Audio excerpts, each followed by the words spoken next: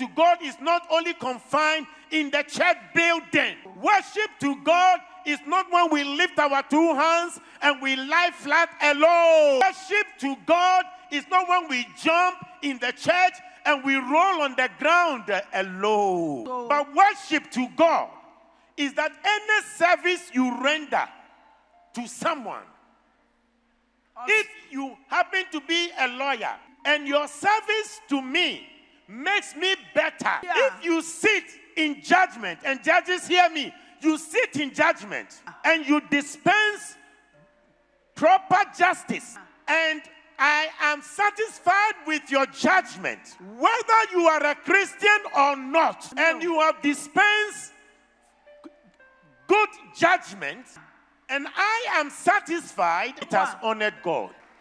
If people don't buy justice, but they can trust you as the judge, they can trust the legal system, and truth, freedom, and justice will be dispensed. Whether you are a deacon or an elder in the church, it doesn't matter. Whether you go to church or not, it doesn't matter. But if you do that which is right, and your other person is happy with your service, it is your worship to God. It is an honor to God. It brings glory to God. So we should not deceive ourselves that you can sit in judgment and twist judgment and punish the innocent and discharge the guilty, and then go to church and give an offering of 500,000 and you think God is happy with you. God will reject your offering. When you are a medical doctor and I don't have to pay for your service, in other words, I don't have to bribe you before you give me the treatment I need, and I am happy with your service, then it is your worship to God. If you are a law enforcement officer, a police officer, I don't have to give you money before you do what you can do. I don't care whether you go to church or not. But if I don't have to pay you bribe to do what you are supposed to do, if you do it well, it is your worship to God. If all of us, 70% Christians in Ghana, can understand this philosophy of worship to God, we will kill corruption. We will kill corruption.